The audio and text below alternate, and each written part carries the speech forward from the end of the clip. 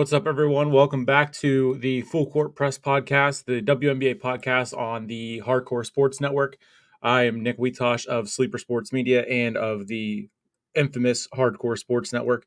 Going to be handling things alone once again this week. Given that Randy and Coach Ed, they are busy with stuff. Things happen, so that is quite okay. I will get it done, and we're going to try something new with a vertical stream instead of the normal way that we pop up. So the comments are going to look a little different. I see that we got 3 people here already. Daniel Berry Sports, of course, jumping in, always very, very loyal. We appreciate you. 3 people watching. We appreciate that. Give a like on all the channels and go into the poll on my channel. Let me know. El Capitan, thank you very much for jumping in. We got a decent good show. Hopefully to go over the happenings in the WNBA. Raf is in the building. Yes, of course. We definitely appreciate that. So starting off with the power rankings, we'll get into the Commissioner's Cup and how that ended. And in the surprising fashion that the Liberty could not go back-to-back, much like the Vegas Aces with the league playoffs and championship. But going over to WNBA.com to get the latest on the power rankings. And, of course, first thing I see is voting for the All-Star teams. We have up until Saturday. So get your votes in. Vote today. I believe they count twice, which that's what they've been doing for the last couple of days, I think. So before we start off, I'm going to vote real quick. I got Asia Wilson, Hamby from Los Angeles, Breonna Stewart. I would vote for Maddie Siegrist, a Villanova girl, but she is out with a broken finger. She will be out for 8 weeks.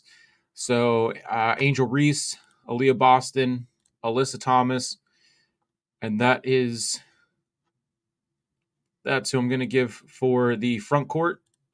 For my guards, of course, got to go Caitlin Clark, Kelsey Mitchell, Kelsey Plum, Mainbree. Not going to go Mainbree. I'm, of course, going to go. I'm all in LV, and I'm going to go with Kate Martin. So I'm going to submit these. I'll get these tweeted out. Go out and vote and send your votes to the network. Send them to me. Send them to Coach Ed. Send them to Randy. Let's see them. And get excited for the WNBA All-Star Game, Team USA versus Team WNBA. So now I got those out of the way. I can go over to we'll go into the standings first. So just going over the standings, New York Liberty still in first place overall at 15-3. We got Connecticut 13-3, just a game back.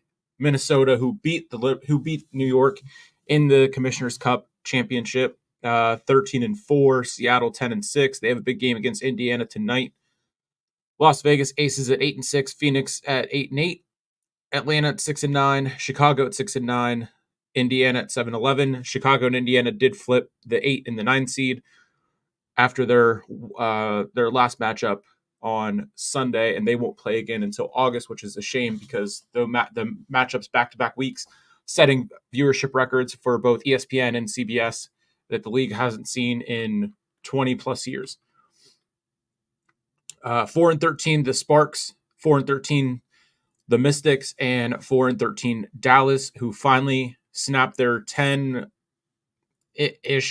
if not 11-game losing streak. That is the overall standings in League View. Conference, you got New York, Connecticut, Atlanta, Chicago, Indiana, and Washington, Minnesota, Seattle, Vegas, Phoenix, Los Angeles, and Dallas for the West. And going over to the Commissioner's Cup, of course, like I said, the Liberty lost to the Lynx in the UBS Arena, 94-89.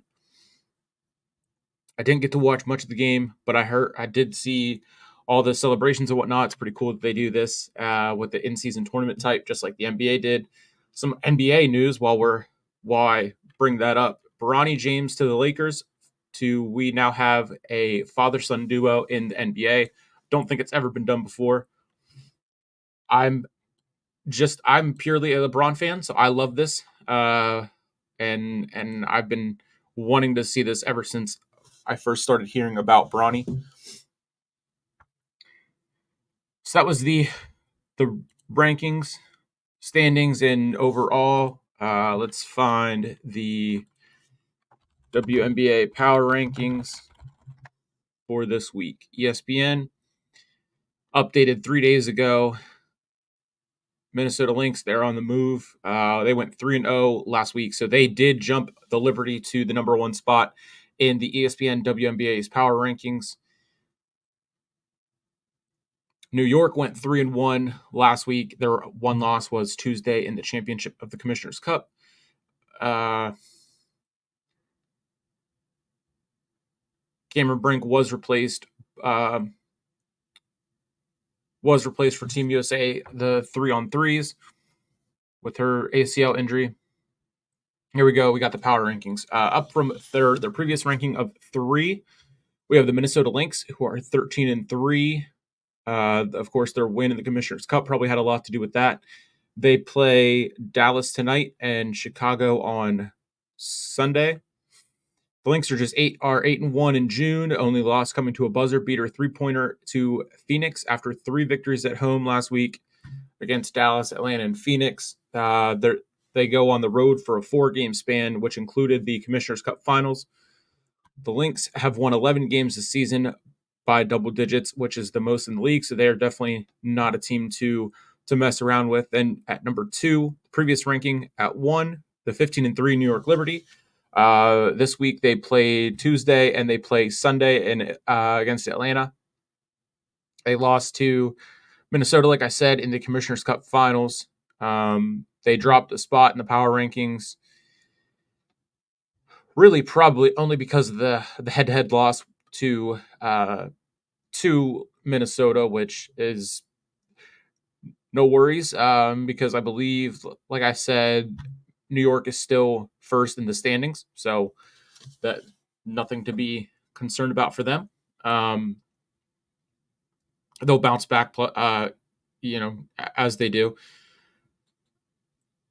When they played Atlanta, they beat them 96-75, and Sabrina scored 26 points, 11 assists.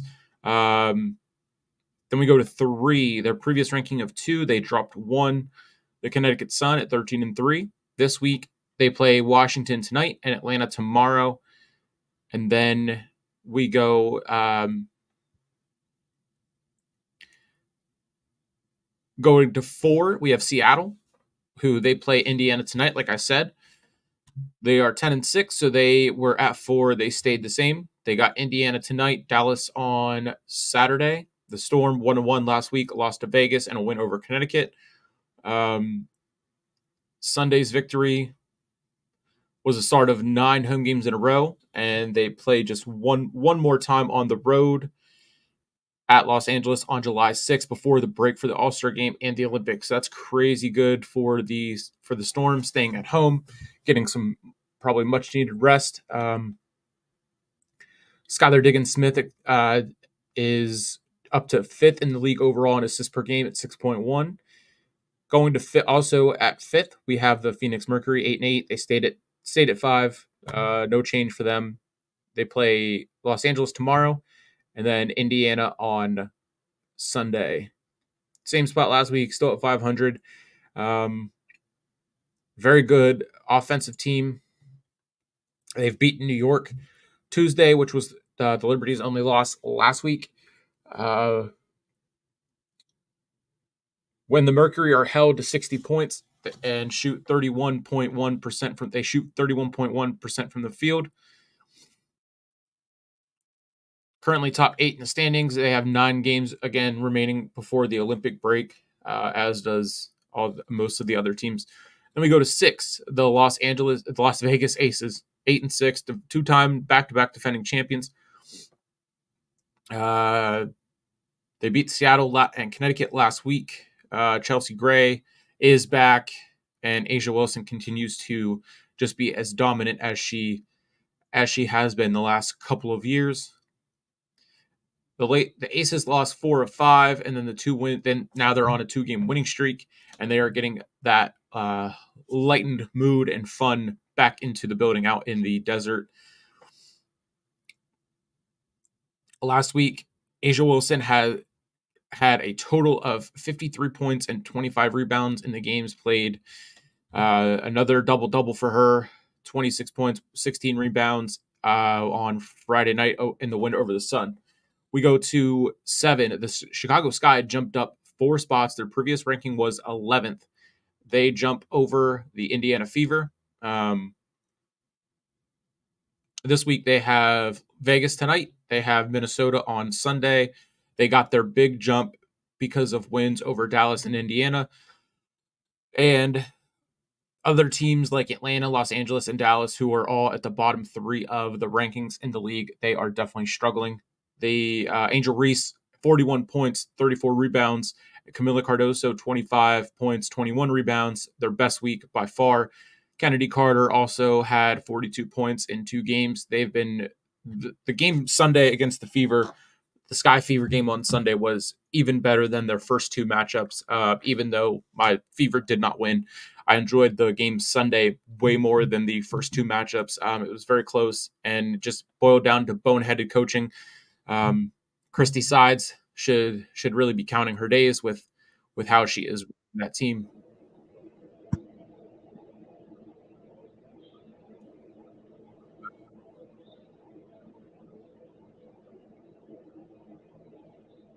What's up, Earl? Hello. What's going on? Nothing much. I thought I would pop in and say hello, give you a surprise. Oh, well, I'm very surprised. I was in quite the groove, and then all of a sudden I just see it pop down in the corner because I had a screen over my screen, and then all of a sudden I hear a pop, and I'm like, what in the world? Yeah, we are talking some WNBA. Well, I'm glad about that. I'm glad that you're doing good and your power is back because I was concerned for you last night. Yeah, it's about time. It's about time. Yeah. Well, good. I'm very glad that you're doing well. I just thought I would just pop in and say hello and give my support to you. And I'm getting ready for the wrestling experience in a few minutes. Gotcha. Yep. So I just thought I would. Yes. I will have that pulled up, and I will be lurking in the chat. I can't pop in at the same time, like you just surprised me, but I'll definitely be lurking in the chat, and I'll have to tell Mitch to go in at about 13 minutes and have him record, like clip it to where you just jump in and surprise me, because I think that'll be really fun. We can put that on the TikTok and whatnot for the network and everything like that. But that was awesome. Yes. Yeah, you just never know where I'll pop in, from the north, from the west, or the east. At least there wasn't any glitching on my screen like Uncle Howdy or anything. That would have been really funny. Uncle Howdy, don't you dare, Uncle. Oh, that would have been great. That would have been really, really great. Oh man. Let me ask you some ideas. Go ahead. Yeah, let me ask you a question before I leave. What did you make of what happened with Liv Morgan this past Monday night when she screwed R-Truth and The Miz? Hey, I mean, R-Truth shouldn't have called her Carmella. That's plain and simple. He got what was coming to him. And yeah, Liv is going to do what Liv wants to do. She's on top. And I think she's working well on her promise to take everything from Rhea Ripley. And yeah, I'm excited to see how that continues. Yeah, well, I'm very curious to see what's going to happen and what the fallout is going to be this Monday night as we do the Go Home show.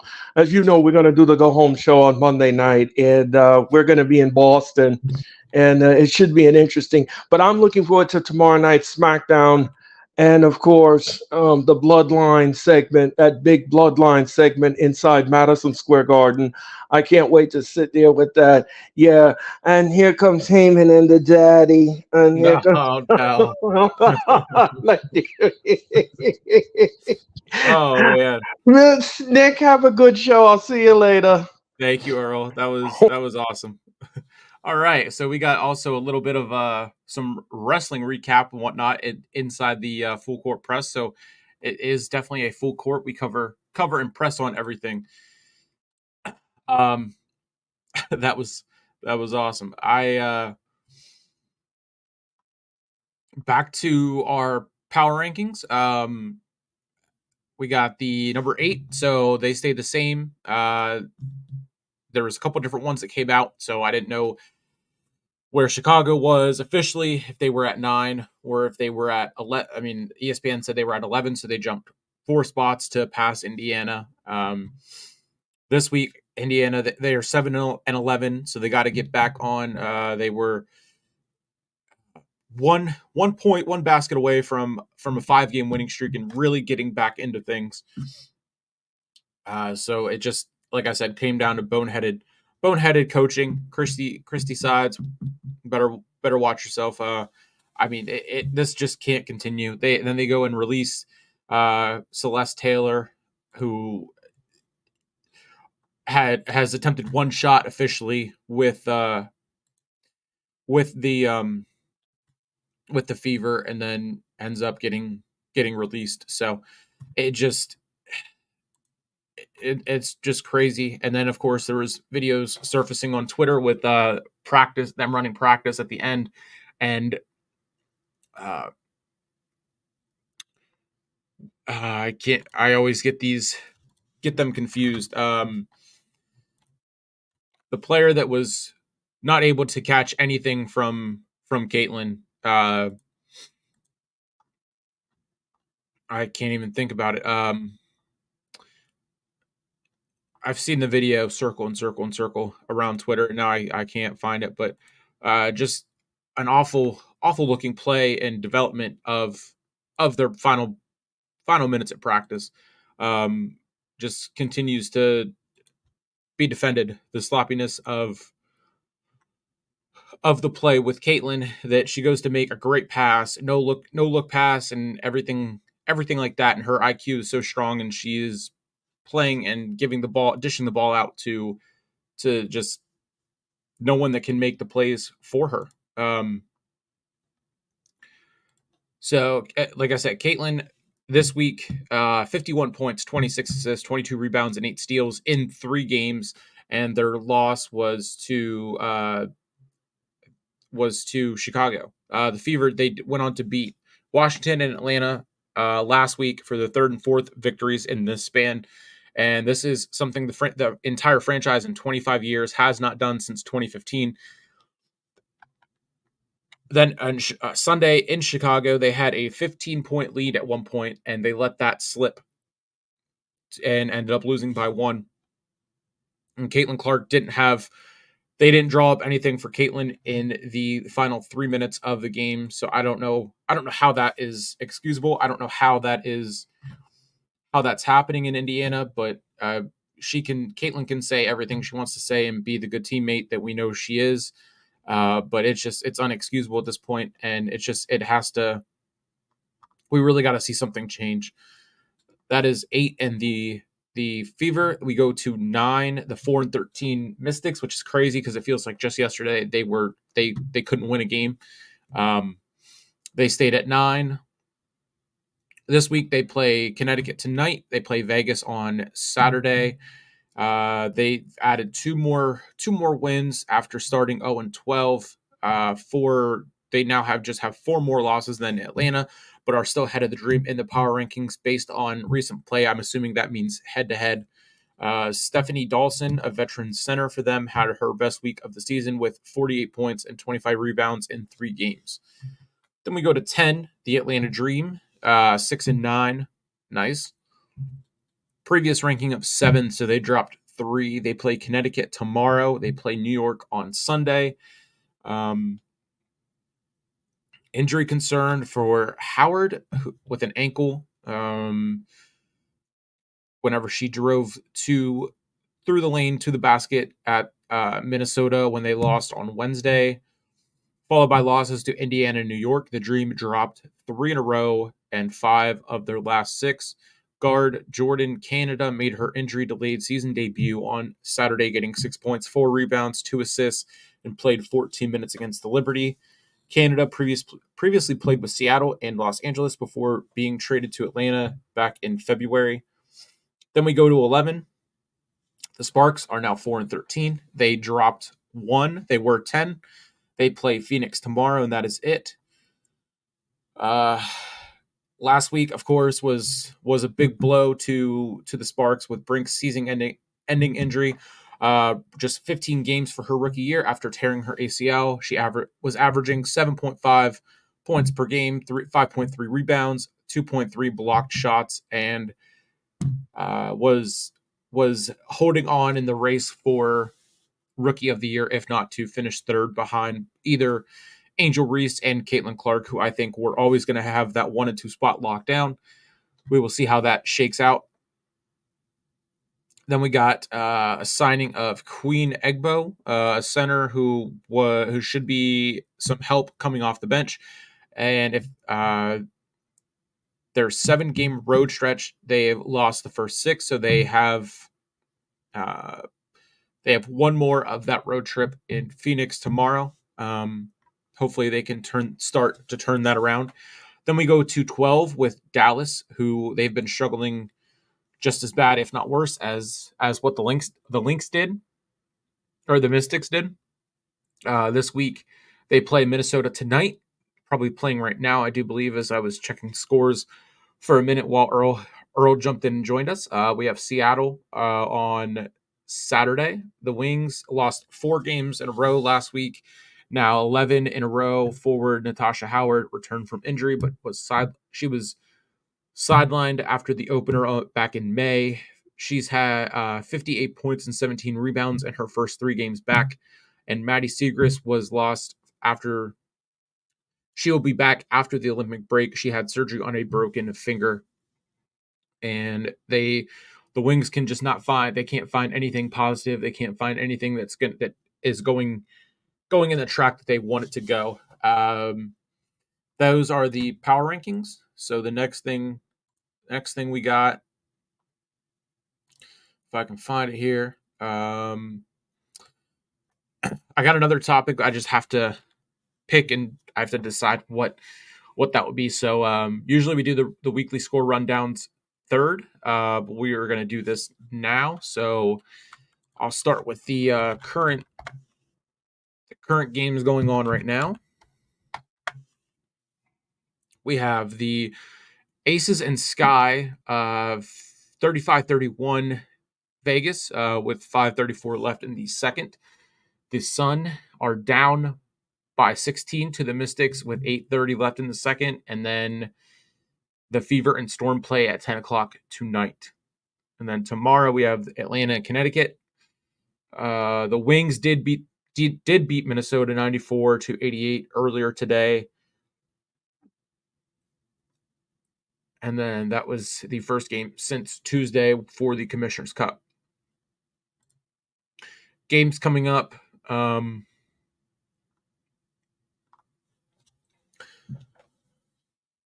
Let's see. Games coming up. The Commissioner's Cup is now over, so we go back to regular season, regular play, whatnot like that. Can't stand WNBA.com. Every time I want to check something, I have to scroll through the schedule. Here we go.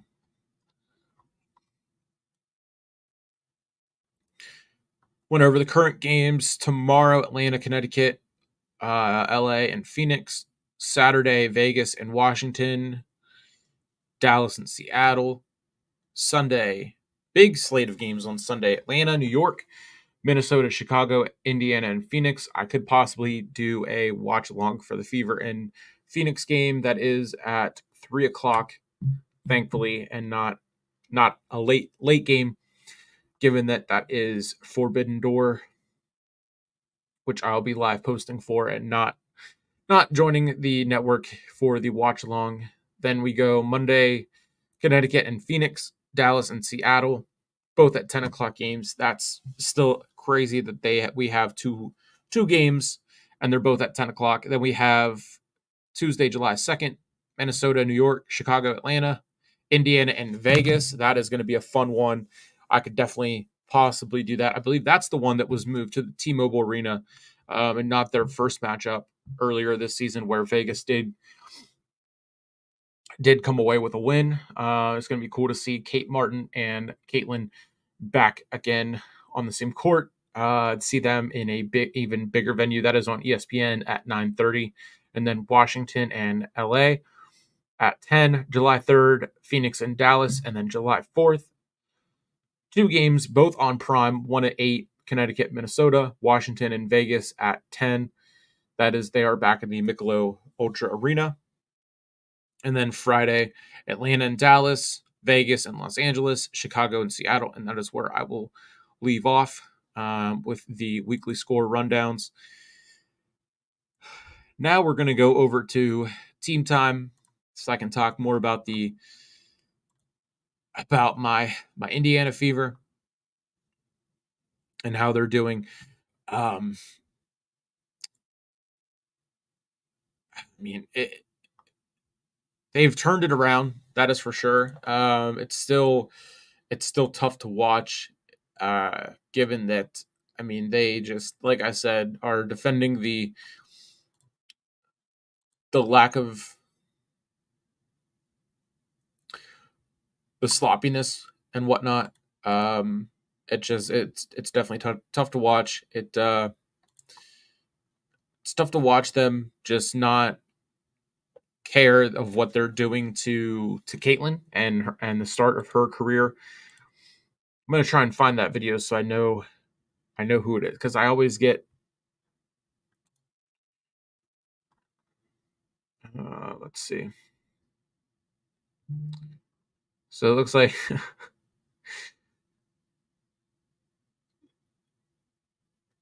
23 minutes ago, this just popped up on the timeline, so I'll just hit on it.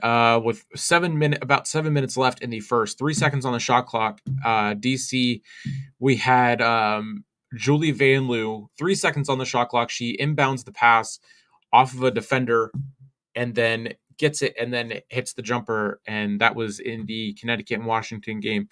That's fantastic. That's great basketball IQ. Definitely very, very cool to see that. Smart. Let's see, we got trying to find it, and I just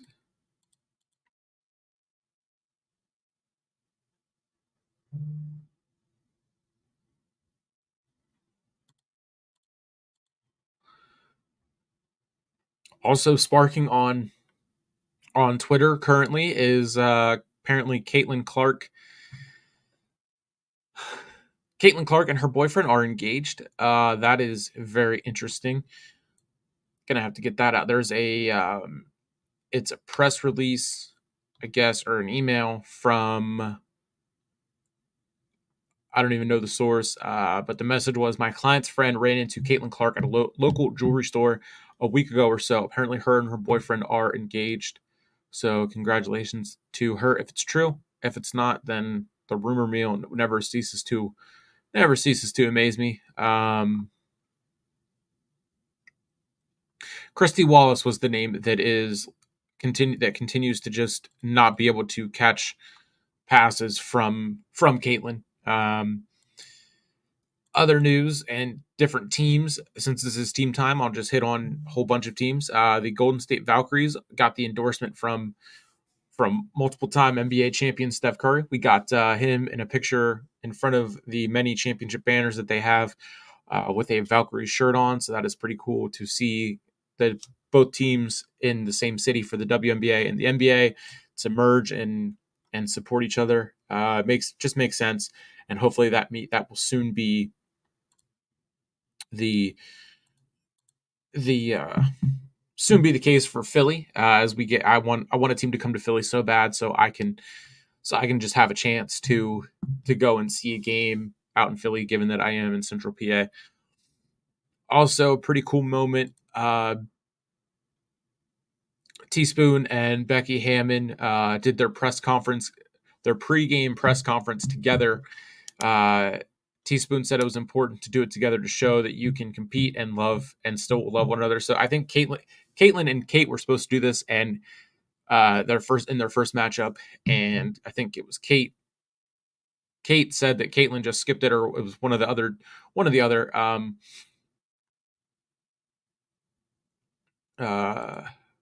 Bronny James. Apparently, someone was asking Bronny James the question that, of course, is going to be asked, given something about him getting drafted because of his dad.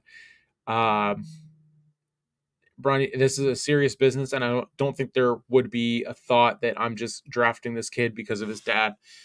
I mean, yeah, he should not have to.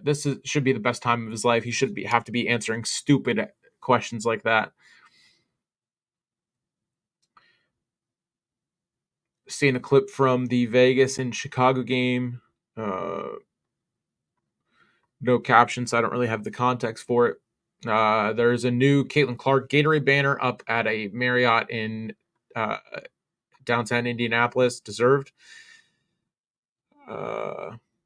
Looks like Indiana will be donning their. Oh no, they're not. Never mind. Some really, really cringeworthy action that I've been seeing on Twitter. For me, at least, I don't know how Randy and Coach Ed are going to feel about this one. I wish they could have been here so I could bring this up, because I saw it earlier this morning whenever I was scrolling on Twitter before my phone died when my power was out. WNBA fans are now starting to get the term MNBA for Men's National Basketball Association trending, and they're starting to make it a thing, and they just got to stop. It's cringe, and it's no wonder why this league was never taken serious before this year, and even last year, and before Caitlin Clark and this draft class arrived. It's ridiculous that that's even a thing. Why does it got to be a thing? It shouldn't be. Fever head into Seattle with the upset on their minds. I mean, as they should. That's from Dice City Sports. Kate Martin comes off the bench and drained a 3. That was 9 minutes ago. So they 8-minute mark in Chicago. Chicago is up on Vegas 29-25 or 29-28. That was 9 minutes ago. So that could be, of course, be different. I'll have to check on that here in a minute. On the New Heights podcast, Jason Kelsey did mention Caitlin Clark as one of the names to eventually be the name associated with the sport, like Michael Jordan with basketball and all the other names that he said. And he said, Jason said that Caitlin will join that list, and I fully agree with that one. Let's see.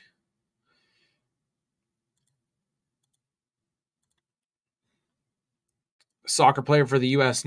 women's national team is donning a Caitlin Clark Iowa jersey. That's pretty sick to show the support for her being snubbed from the roster. Now I know that she did miss the tryouts or camp or whatever, given that she was playing in March Madness. So that is what it is. But I mean, she's gonna have enough time to get some Olympic time.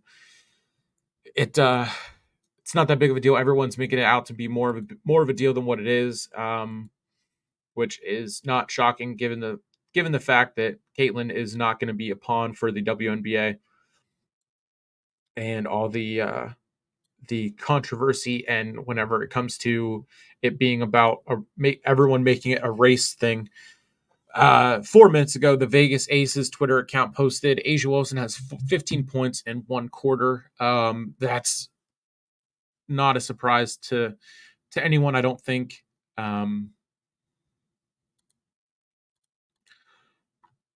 Let's see. I'm trying to think of what else there is to cover and whatnot.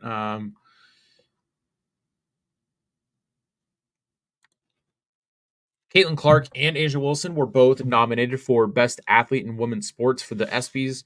Caitlin was also voted our nominee for Best Athlete, or uh, she was also up for a Kids Choice Award. Apparently, that's pretty cool. She was also up for another award. Won the college women's athlete, or the Honda Cup or something of that nature. This was earlier this morning, so I'd have to go back and look it up. It is kind of crazy that under the description of the best athlete women's sports, it says Caitlin Clark, Iowa women's basketball, Coco Gauff, tennis, Nelly Korda, golf, and Asia Wilson, Las Vegas Aces, and it doesn't say Indiana Fever, so it's kind of funny. There's another picture of uh, coaches for the Aces and the Sky. So that's pretty cool to see.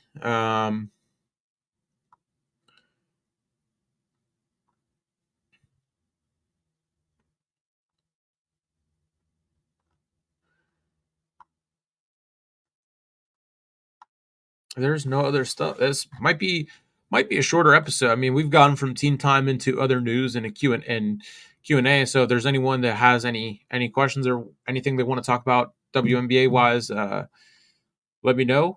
If not, this might be a shorter one just because I am running out of things to talk about. For me, without Coach Ed and Randy here, they will be back next week, so that won't be a problem. But this might be a shorter one.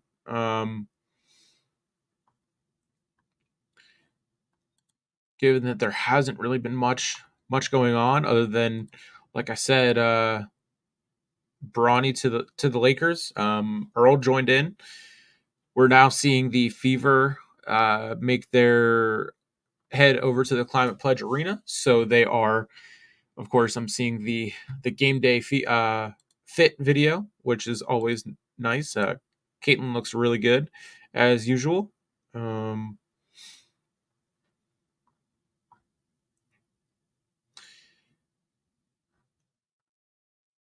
yeah, that might just do it.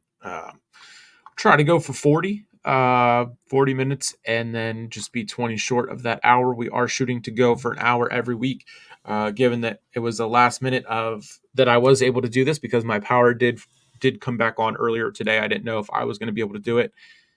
Um, here's some news about a minute ago. Phoenix Mercury injury report for tomorrow's game against the Sparks. There are no injuries to report. Okay, so that didn't really help me. Thanks, Desert Wave Media. I'll see if there's anything else to really report on. If not, I'll go.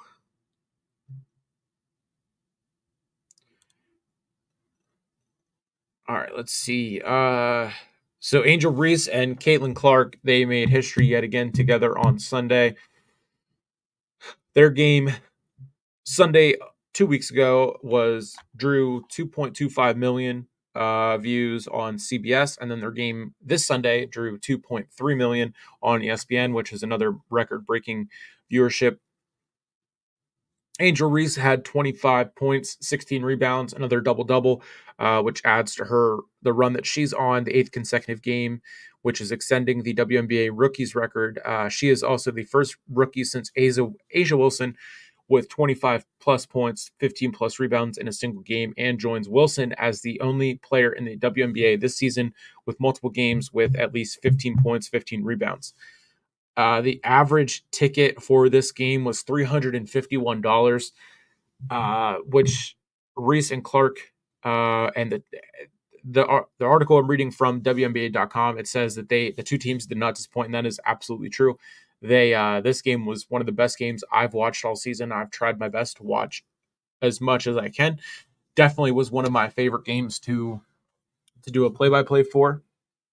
Clark played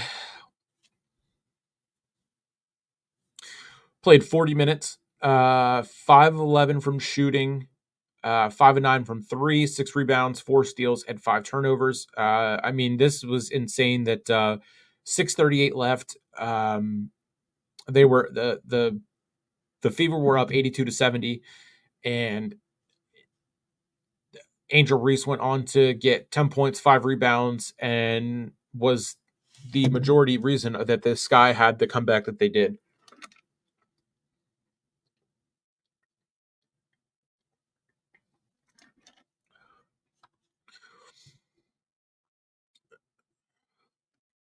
Had an offensive. There was a moment where she had an offensive rebound and was fouled as she made the putback to made the free throw and tied it with 82 with 3 minutes to go. And then at that point, I don't think Caitlin had a chance to do anything for her team. And I mean, 88-84 with 27 seconds. And this was the play where they inbound to Aaliyah Boston. She got the ball. She was looking around, and it looked weird in real time that I just didn't know what was going on. And then I saw another video where she she made the shot and got it to within one, they called the timeout, and Boston was furious because someone wasn't doing what they were supposed to do. Mitchell scored 24 points, led the Fever. Boston had 18, 7 rebounds, 6 assists. Melissa Smith scored 12, and Chicago then went on to beat Dallas 83-72 on Thursday. They have won back-to-back games following a 4-game losing streak. The Fever won the previous 2 matchups, both in Indianapolis. Clark and Iowa lost to Reese in LSU in the national championship. So I guess it's 2-2 in the never-ending saga of Caitlin Clark and Angel Reese. And then she lost to Cardoso in the semifinals, or in the title game this year. Chance the Rapper was there. Jason was Sadiqus was courtside. Yeah, this was a winnable game for the Fever. It just came down to boneheaded coaching, and I will stand by that. Christy Sides is a loose, very, very much should be on the hot seat. I know it's only her second year. She's never had head coaching experience before last year, even dating back to her coaching in high school. So it boggles my mind that it started out this bad. They turned it around, and then all of a sudden it's back to being just sloppy and not giving the ball to our best player. So looking at the box score here, Mabry had another good game. Points. Maybe not as good at what I thought. 6 points. Seems like last Sunday she did better. Angel Reese, like I said, 25. Kennedy Carter, 23. Cardoso, 16. So their big three was definitely scoring. 16 rebounds from Angel Reese, 10 rebounds from Cardoso. You can't really get much better than that. I mean, it's been going around that Angel Reese only gets so many rebounds because she puts up horrible shots and can't finish, and then gets her own rebounds. So I have been seeing videos that does prove that, but I mean, she had no problem finishing her shots and getting points on Sunday. She played 36 minutes, and I mean, she definitely was the better player. Was the better player on Sunday for sure, and it's going to be a lot of fun seeing where this rivalry goes. As Caitlin said before the game, everyone can see it as a rivalry and say it's a rivalry, but they're just going out to play another game of basketball. At least that's how Caitlin is viewing it. Angel Reese is. It's been said from many different people, and I agree. I think Angel is the one that likes to stir everything up and likes to feed into the media and everything that's said about these two being at odds. And I mean, Caitlin hasn't once responded towards her or talked about her in a negative way. It's always Angel Reese having something to say indirectly about Caitlin by taking a shot at the refs, or always taking a shot in some way. Um, I mean, it's no doubt that we're watching the whole WNBA.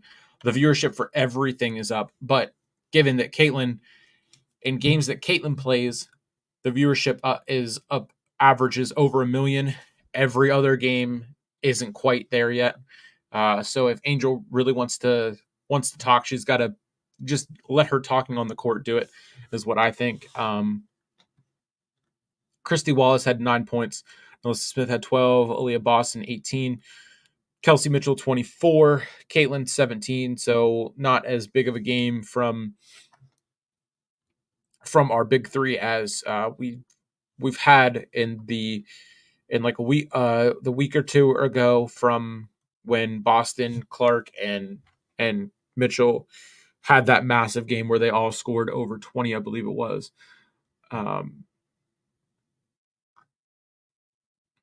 That was the game Sunday, so I can preview the game tonight if I can find anything. Indiana ranks third in field goal percentage, and Seattle allows the second lowest opponent field goal percentage. That's going to be interesting to watch. Let's see. So May 22nd, the first matchup, the Fever lost 85-83 to Seattle, and then the May 30th, just 8 days after that one, that was the really, really bad game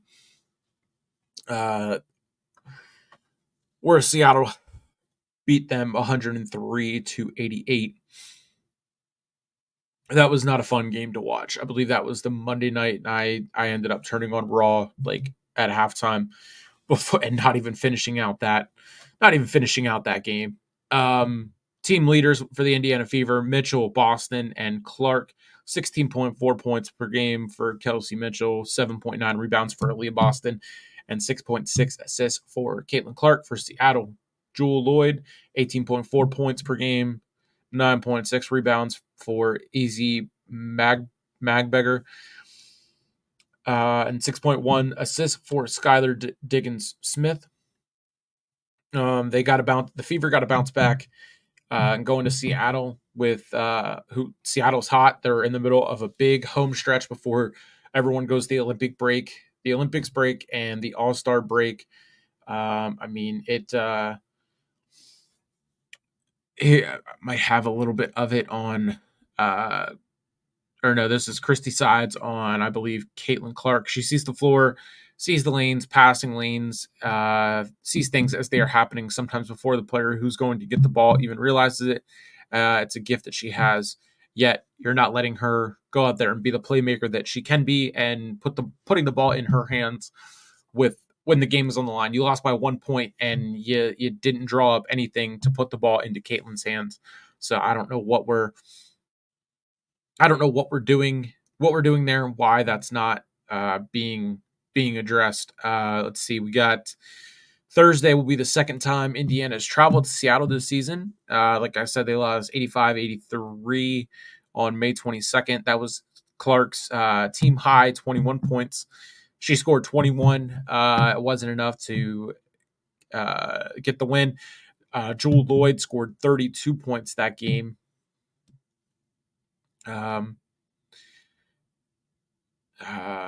Jordan Horston defensively led Seattle with 3 steals, holding the aid. This was their game against the Sun. Let's see. Already went over the power ranking. I mean, this is and yeah, the game tonight will be 10 o'clock on Prime Video.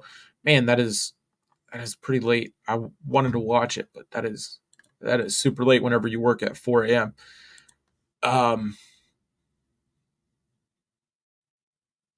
Yeah, the All-Star game, July 20th at 8:30 p.m. So I won't be able to watch that because I will be doing the Jake Paul fight. He is fighting Mike Perry on July 20th. That I'll be able to watch a little bit of the All-Star game. I might have to I hate recording stuff, but I guess I'm going to record it The Jake Paul main card goes live at 9 o'clock, so that's when our live stream will start. We will, Mitch, myself, and I believe Randy will be bringing you the watch along for that one. Excited for that. And then, of course, in November, when Jake fights Mike Tyson, I'll be doing that one. Be doing that one again. Let's see. Try and find some more news on the Indiana Fever.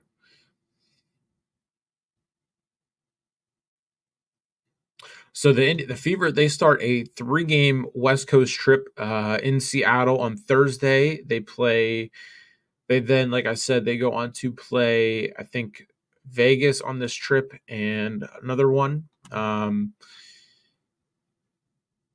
Demarius Dantas was activated after they waived Celeste Taylor. So that was another thing that I did see, that it's crazy that they drafted Celeste Taylor and they could have drafted Kate Martin in that spot. They could have brought in Caitlin Clark's, not only her best friend, but a former teammate that we know they play well together.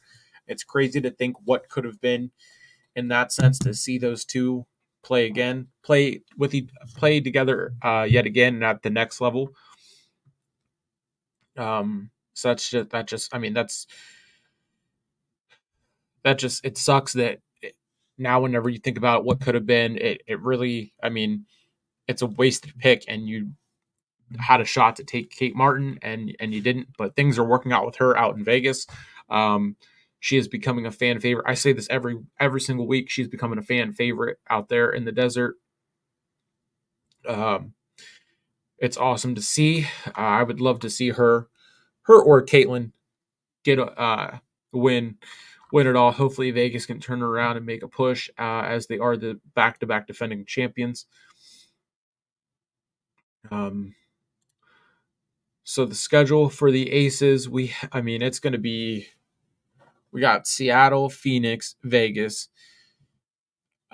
New York, Washington, Phoenix, Minnesota, Dallas, Phoenix again, Seattle again, and then the skills competition is Friday. That goes okay. So I missed over a big. So they're gonna have a month off after the July 17th game against Dallas. That's on ESPN at 7:30. The skills contest is on that Friday the 19th, and then the All-Star game, like I said, is on the 20th. Then you have a full month off, and then August they kick off the second half of the season against Phoenix, Seattle, Minnesota, Atlanta, Connecticut, and then their final matchup of the season against the Sky. I might have to do another play-by-play for that. I'm going to try and get more in, not just do the ones where they end up playing Chicago. And then you got Dallas, Los Angeles, Minnesota. This goes into September. They play the Aces again on September 11th in Indiana, and then back-to-back matchups of that the 11th and the 13th. Aces Fever, and then 2 more games. They end the season in Washington. That would be so cool if I could get down to that game. That would be pretty sick. Hopefully at that point they are making a push for higher than the 8th seed. I think they can do it if they can get it turned around. With how they've rested up so far, and having 3 games in 11 days after starting off with however many games they had, which was still insane that a team with the number 1 overall pick had a schedule that they had, and then you have the back-to-back defending champs with the schedule that they had. It's just insane. Let's see. Asia Wilson, 13 minutes ago, Asia Wilson has 23 points in the first half against Angel Reese and the Chicago Sky. Checking in on the scores before I get on out of here. Vegas is up 46-39 at half. This was 9 minutes ago. Asia Wilson, 23 points, 9 of 14 from the field, 23 points, 3 rebounds, 2 assists, 2 steals, and 9 of 14 uh, in the first half.